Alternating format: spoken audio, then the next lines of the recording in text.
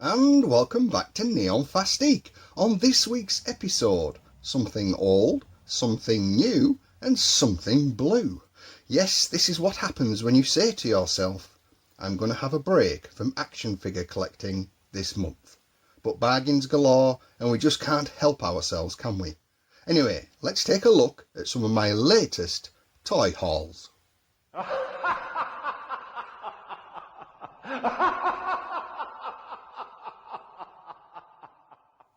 Now, the first thing that I picked up was this. Ming the Merciless from the Defenders of the Earth by Neca.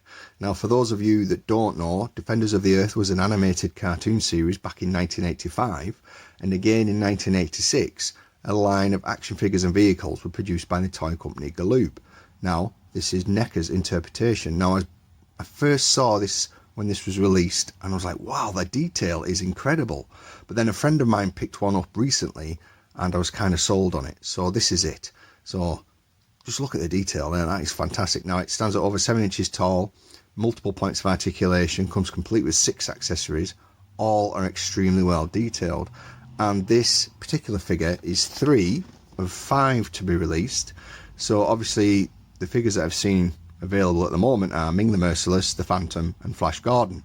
I haven't yet seen Mandrake the Magician or Lothar, but understandably all 5 will be released. But on the whole, just looking at this is fantastic, and it has got to be seen in the flesh to be appreciated. But anyway, enough of my rambling. Let's take him out of the box. And here he is, fresh out of the box, set against the backdrop of Super 7's Snake Mountain. Doesn't that look perfect? Now, as I said before, he stands at just over 7 inches tall, roughly the same scale as Masters of the Universe Classics, I think, and features 21 points of articulation. Comes complete with 6 accessories, not including his cloak. Now, his cloak does have a wire in it, which gives you that extra posability, which is fantastic, isn't it? Now, all 6 accessories are perfectly detailed, and as you can see here, he's holding the serpent staff, which is incredible.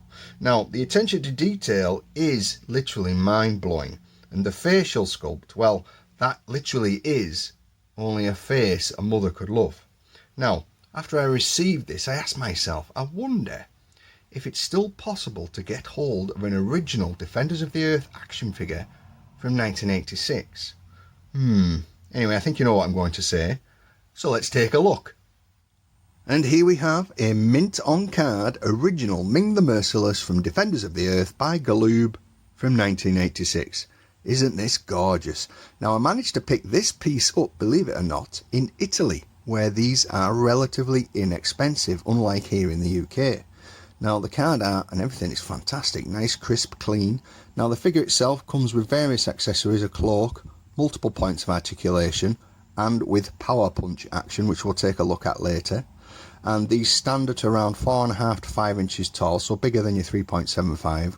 Okay, and on the reverse, as you would expect, various other action figures available, and quite a nice assortment of vehicles. But yeah, really pleased with this, and I'm happy to add this to my collection. Now, as I stated earlier, I went a bit further with this, and I managed to find an original loose example, so we can take a better look at him. So there he is with his blaster, serpent staff, and as you can see, various points of articulation. Now, the power punch mechanism is on the reverse, as you can see. So just give it a slight twist, and it still works. Look at that. Isn't that great?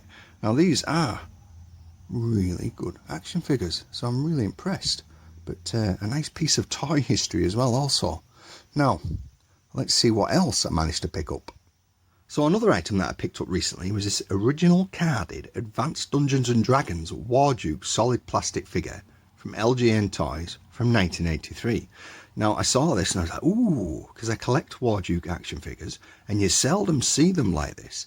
Now, LGN produced 2 scales, so as you can see, the smaller solid plastic scale, and then obviously for comparison, here's the 3.75 scale action figure.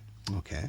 Now, if so desired, you could use these if you were playing the RPG, but that's entirely up to you. But they did release quite a lot of these smaller scale solid plastic figures. Now, there's 2 issues with this. Mainly, the toy sale sticker. This has a tendency to put a lot of collectors off, but personally I don't mind it. I find it really interesting. So originally it was £1.25, and then it was offered as 59p in the sale. And the other issue is the yellow bubble. Now the yellow bubble, which you'll come across on many action figure lines, is totally out of anybody's control. Back in 1983, a new chemical was added to the formation of the plastic, which was a fire retardant chemical. So over the passage of time, that's what turns the plastic this dull yellow. Because up until recently, many collectors and dealers have said, oh, it was in the shop window too long, it was exposed to the sun, or it was in somebody's home where it was exposed to a cigarette smoker. Obviously that is incorrect. But as you can see, this, other than that, this is in really, really nice condition. Bright, vibrant graphics, and obviously further figures available in the line. But other than that, this is a great addition to my wardrobe collection, and one that I didn't think I was ever going to get hold of. But yeah, well chuffed with this, really well chuffed. But anyway, let's take a look at some of the other things I managed to pick up. So the final few items that I've picked up were inspired by or due to this particular comic book, that being the Teenage Mutant Ninja Turtles The Last Ronin series from IDW Comics. So obviously this has been a big seller in my comic book shop, so I started to read it myself, and yes, I've really enjoyed it, and it reawakened my interest in the Turtles. But I do remember the success of the Turtles back in 1988, but it did kind of pass me by for a couple of reasons. One, my main focus has always been Star Wars, and I was a lot older in 1988. But then I gave it a thought, and I thought it'd be really cool to have a few of these action figures in my collection. So I hunted a few down, and let's take a look. So the first few of the bunch, obviously, are the main dudes themselves: Leonardo, Michelangelo, Raphael and Donatello. Now I did manage to buy these all off one seller, and they do come complete with all their weapons and accessories, including the sprues, but the condition of these is phenomenal. They don't even look like they've been played with. And obviously I tried my hardest and managed to complete the task by getting all original releases from 1988. But these ones do have the solid heads, and for those that aren't aware, those with the softer heads are the first release, because Playmates, the toy company that produced these, weren't too sure whether the Turtles was going to stick. But as you can see, these are in immaculate condition, so I'm really pleased to add these to my collection. But following on, next we have obviously Splinter, Bebop and Rocksteady. All are again in fantastic condition, complete with their own accessories. But I think you'll agree, you've got to see these up close and personal to appreciate them. But multiple points of articulation. Yes, Playmates truly excelled themselves with this line. And lastly we have, and finally, everybody's favourite villain, Shredder, followed quickly by Slash. Now I love this figure, the colours are so vibrant. And obviously the foot soldier, and it was quite a rarity to find a foot soldier in such good condition, because normally either one of the limbs are always snapped or broken. But I think you'll agree, this is a great little collection, and I have no interest in extending it further. I just thought I'd like to have basically the main ones just for my collection. And there you have it, my haul from the last couple of months. And I think you'll agree, it's quite varied, but it's interesting how one thing leads on to another, isn't it?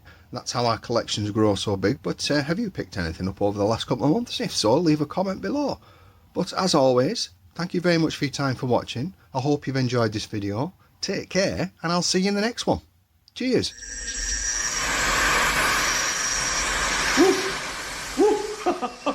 Oh, I got a live one here.